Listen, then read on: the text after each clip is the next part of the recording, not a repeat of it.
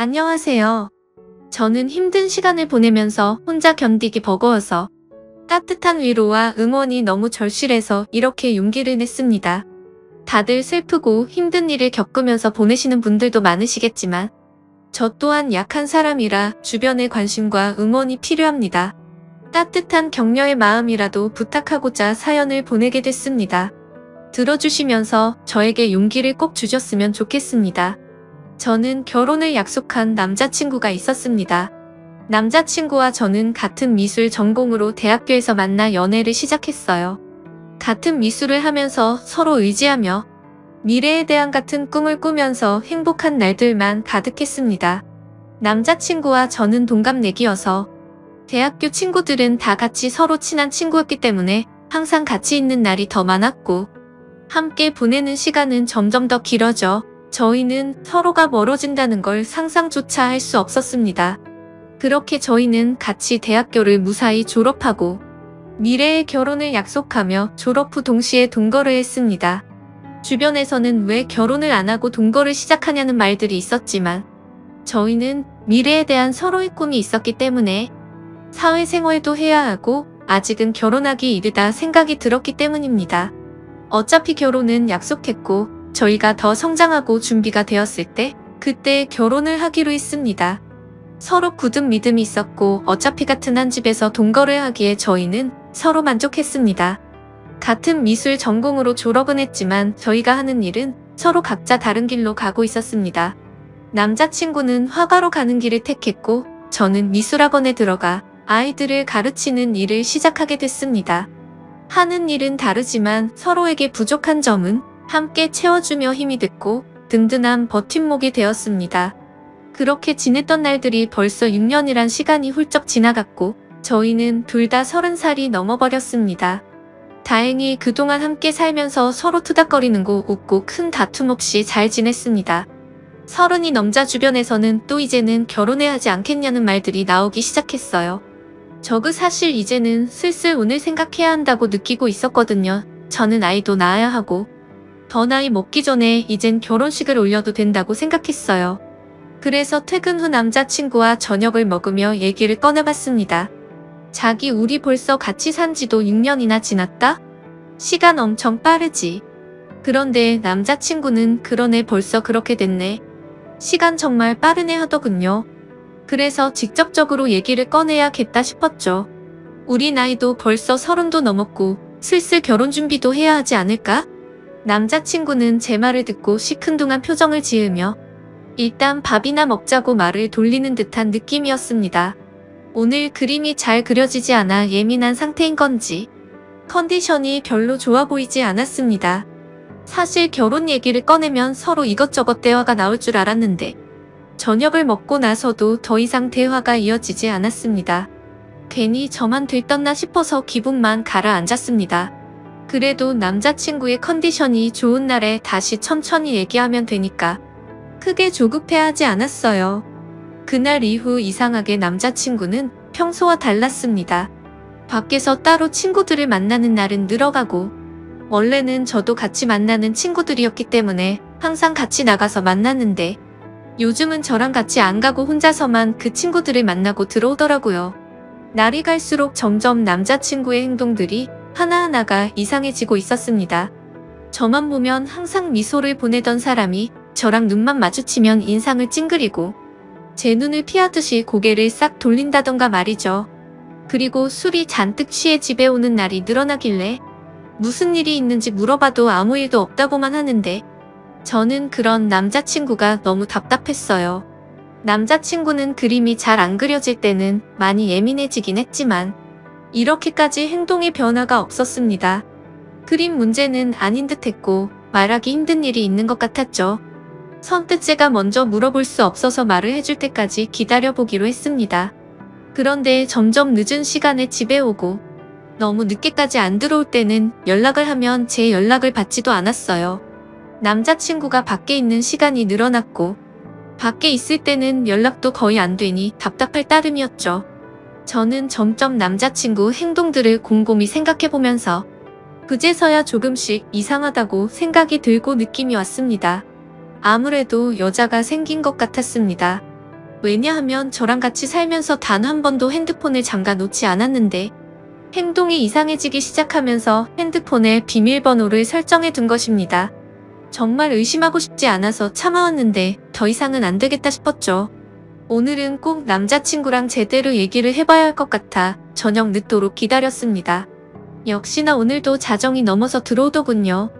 더 이상 미루면 안 되겠다 싶어 물어봤습니다. 요즘 왜 그러는데? 무슨 일이 있으면 말을 좀 해주던가 라고 했습니다. 그러자 너랑 사는 게 지겨워졌어. 네가 하는 잔소리도 듣기 싫고 나 혼자 있고 싶다. 그 말을 듣는 순간 머리를 망치로 맞는 기분이었습니다. 한숨을 내쉬는 남자친구의 말을 듣고 이 사람이 정말 내가 알던 내 남자친구가 맞나 너무 의아했습니다. 어떻게 저런 말을 아무렇지 않게 나한테 할 수가 있나 싶었죠. 평소에 저희가 싸운 것도 아니고 저희 사이에 아무 문제도 없다고 생각했는데 제 착각이었습니다. 그래서 저는 도대체 왜 갑자기 이렇게까지 변할 수가 있는지 제대로 이유라도 알고 싶었습니다. 저는 화가 나서 따지면서 물어봤어요. 내가 지겨워졌다고? 혹시 다른 여자 생겨서 그런 거야? 남자친구는 잠시 머뭇거리더니 내가 다른 여자 생겼으면 우리 헤어질 거야? 남자친구의 그 말에 저는 눈물이 났습니다. 왜 이렇게까지 저한테 잔인하게 말하는 건지 마음이 너무 아팠어요. 그러자 남자친구는 울고 있는 저를 보면서 또 인상을 찡그렸습니다. 그 모습을 보면서 저는 정말 남자친구가 나에 대한 마음이 변했다는 걸 확신했습니다. 저만 보면 눈이 자동으로 찡그려질 정도로 제가 그렇게 싫어진 걸까요? 왜 우리가 갑자기 이렇게 됐을까 생각해보니 제가 결혼 얘기를 꺼내고 나서 그렇게 된 것 같았어요. 저는 한 번 더 확인해보고 싶어서 물어봤죠. 혹시 결혼 얘기가 많이 부담됐었어? 부담되면 천천히 해도 되는 거잖아. 그러자 남자친구는 너랑 사는 게 이제 지겨워졌다고. 못 알아듣겠어? 다시 말해줄까? 남자친구는 또 인상을 쓰면서 말했습니다. 다시 한번 남자친구의 진심을 듣게 되니 견딜 수가 없었어요. 그렇게 며칠이 지나고 한 집에 있는 것도 불편한지 남자친구는 외박을 하는 날도 생겼습니다. 집에 있을 때는 전화가 오면 제 눈치를 한번 보고 나서 자리를 옮겨 전화를 받더라고요. 요즘 남자친구가 만나는 친구들한테 연락해서 왜 저러는 건지 물어보고 싶었지만 친구들이 모를 수도 있는데 제가 괜한 말을 하는 것일 수도 있어서 쉽게 연락을 하지 못했습니다. 아무튼 날이 갈수록 혼자 감당하기가 너무 힘이 들었어요. 반복되는 하루하루가 저를 지치게 만들었고 더 이상 우리가 함께하지 못할 것을 느꼈기에 저는 남자친구의 말을 받아들이기로 했습니다. 함께 사는 집의 보증금은 반반 나누어서 했기 때문에 남자친구가 집이 정리되면 돈을 보내주기로 했습니다. 그렇게 우린 이별을 하고 말았습니다. 결혼을 약속하며 긴 시간을 함께 살았기 때문에 우리가 영원할 거라고 생각했는데 모두 저만의 착각이었던 거죠. 이렇게 쉽게 깨질 인연이었는지도 모르고 행복한 미래만 꿈꾸던 저는 마음이 모두 무너져 내렸습니다. 아무것도 손에 잡히지 않아 저는 하던 일도 그만두고 본가로 들어갔습니다. 그리고 얼마 후 보증금의 절반이 제 통장으로 들어왔고 집 정리가 다 끝난 거구나 생각을 했죠. 남자친구와의 긴 추억이 모두 끝나버린 기분이 들었습니다. 몇 날 며칠을 얼마나 울면서 지냈는지 모릅니다. 함께 6년이란 시간 동안 울고 웃으며 부부처럼 살았는데 한순간에 이렇게 끝날 거라고는 상상조차 하지 못했으니깐요. 그냥 혼인신고만 안 했지 이런 게 이혼이구나 싶었습니다. 남자친구는 아무래도 저랑 살면서 법적으로 결혼까지는 생각하지를 않았구나란 생각이 들었죠. 그래도 남자친구의 마음을 이해는 갔습니다. 살면서 누구나 변할 수는 있다고 생각했으니깐요. 그렇게 제 스스로를 위로도 해보고 또 울고 그리워하고 한동안은 그렇게 아무것도 하지 못하면서 반복되는 날들을 보냈습니다. 부모님도 그런 저를 너무 걱정하시고 저도 더 이상 이렇게 지내면 안 될 것 같았죠. 그래서 마음을 다잡고 다른 사람들도 만나며 천천히 앞으로 나아가고 있었습니다. 그렇게 몇 개월이 지나고 시간이 참 빨리 흐르는 듯한 느낌이었습니다. 대학교 친구들은 저랑 남자친구 모두 같은 친구들이었기 때문에 그동안 연락을 못하고 지냈지만 저는 이제 신경 쓰지 않으려고 노력하며 다시 친구들에게 연락을 했습니다. 저희가 헤어진 것을 알기 때문에 아마 친구들도 서로의 친구다 보니 먼저 저에게 연락하기 힘들다는 것을 알기 때문에 기다려준 친구들에게 너무 미안하고 고마웠습니다. 역시 친구들은 예전처럼 저를 반갑게 맞이해 주었습니다. 그러다 한 친구가 헤어진 남자친구의 소식을 알고 있냐면서 요즘 작품 개인전을 열고 있다면서 잘 지내는 것 같다면서 얘기를 해주더라고요. 사실 많이 궁금해하며 지냈습니다. 그림은 계속 그리는지 나 말고 딴 여자를 만나서 결혼을 했는지 말이죠. 밉고 원망하면서도 항상 궁금했으니까요. 아무튼 그래서 개인전을 하고 있다는 말을 듣고 고민이 많았습니다. 어떤 그림을 그렸을지 단순한 궁금증인지 내가 아직 미련을 못 버리고 그를 그리워하는 건지 제 마음을 확인해보고 싶었습니다. 그래서 저는 친구와 함께 그의 개인전을 찾아갔습니다. 도착해서 들어가는 계단에 올라갔다 내려갔다 몇 번을 반복하고 숨을 들여 마셨다 내뱉었다를 몇 번을 반복했는지 모릅니다. 친구는 그런 저를 보고는 못 들어가겠으면 들어가지 말자고 했지만 저는 이왕 여기까지 온 거 그림이라도 보고 가자고 다시 한번 마음을 다잡고 용기를 내서 들어갔습니다. 유명한 화가가 아니기에 2층으로 올라가 보니 규모가 크지 않은 아담한 공간이었습니다.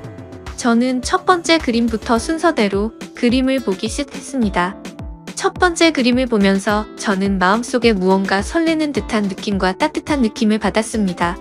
전 남자친구가 지금 새로 만나는 여자와 행복하게 잘 지내고 있다는 걸 표현한 듯한 추상적인 느낌이었고 저도 모르게 그림의 매력에 빠져서 보고 있었습니다. 친구가 옆에서 작품 설명 좀 읽어보라고 재촉을 해서 읽어보고서 저는 크게 놀랄 수밖에 없었습니다. 작품 설명에는 대학교를 다니고 있는 시점에 첫 연애를 하며 느꼈던 감정을 표현했다라는 추상화 설명인데 왜 이 작품에 저와 연애를 시작했을 때 마음을 표현한 건지 지금 다른 여자 만나면서 어떻게 이런 작품을 그린 것도 모자라 이런 설명까지 해놨다는 것에 도저히 이해가 되지 않았습니다. 도대체 무슨 생각으로 헤어진 저와의 추억을 다시 그림으로 그린 것인지 혹시나 하는 마음에 두 번째 그림을 보고 작품 설명을 읽어봤죠. 역시나 저와 있었던 지난 추억을 또 그림으로 표현하고 설명까지 돼 있었습니다.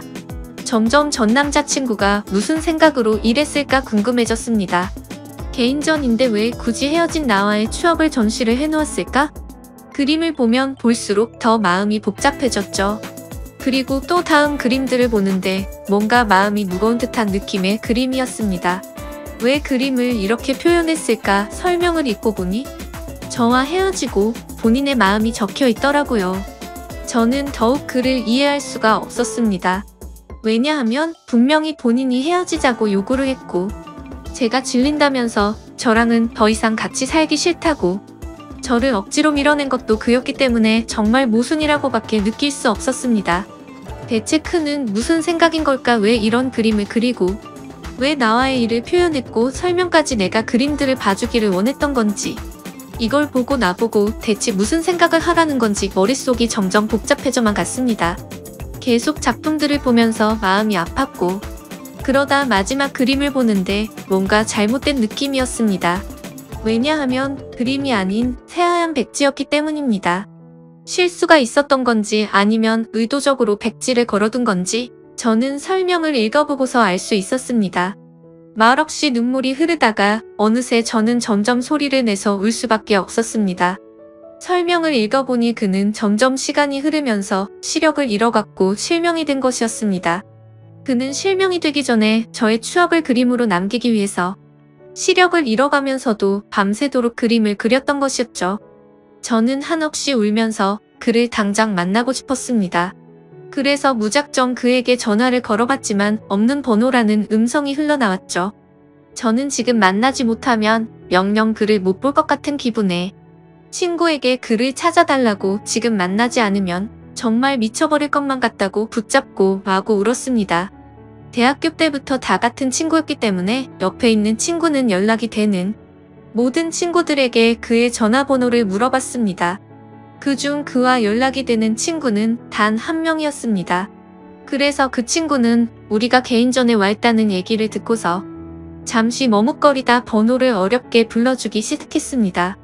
저는 친구에게 내 얘기하지 말고 나 대신 통화를 해서 만날 약속을 잡고 알려달라고 얘기했습니다. 그렇게 친구는 그와 약속 장소를 정하고 제가 그곳으로 갔습니다. 근데 장소는 그와 제가 살았던 그 집 근처 동네 카페였습니다. 왜 굳이 이쪽 동네에서 약속 장소를 정했는지 이상했습니다. 일단 그가 있는 카페로 들어갔고 구석자리에 많이 수척해진 그가 보이더군요.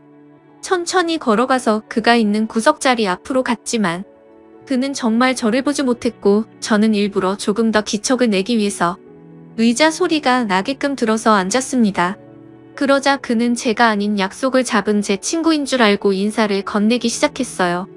그가 말을 하는데 저는 계속 눈물이 나와 마음이 너무 아팠습니다. 이제 내가 앞에 있어도 전혀 알아보지 못한다는 것이 너무 슬펐습니다. 저는 그에게 친구가 아닌 저라고 사실대로 밝혔고 그는 너무 놀라 갑자기 일어나서 나가려고 하는데 제가 붙잡아서 다시 의자에 앉혔습니다. 그는 생각지도 못했다는 듯 당황을 했고 저도 마음을 추스리고 천천히 말을 이어갔습니다. 저는 그의 개인전에 다녀온 것을 말했고 그는 참고 참다가 눈물이 한 방울 흘러내리더군요. 저는 아직 그의 마음을 알 수 없었기 때문에 제가 궁금했던 걸 단도직입적으로 물어봤습니다. 어쩌다 멀쩡했던 눈이 왜 갑자기 실명이 됐고 나 싫다고 다른 여자한테 가서 잘 만나고 있을 텐데 왜 헤어진 나와의 추억을 그림까지 그리고 개인전까지 열어서 그림을 전시했는지 이해할 수 없으니 설명해 달라고 말했습니다. 그는 잠시 주춤거리며 입을 떼기 시작했습니다. 그는 제가 궁금했던 것들을 하나씩 설명하는데 찬찬히 들으면 들을수록 가슴이 미워지며 그가 원망스러웠습니다. 그가 말한 것들은 사실은 저와 살면서 눈에 이물감이 들고 눈이 뽀얗게 보일 때가 있어 안과를 가게 됐는데 시력이 점점 나빠지고 있어서 정밀 검사를 해봤답니다. 검사 결과 눈이 점점 실명이 되고 있었다라고 말을 들었다고 하네요.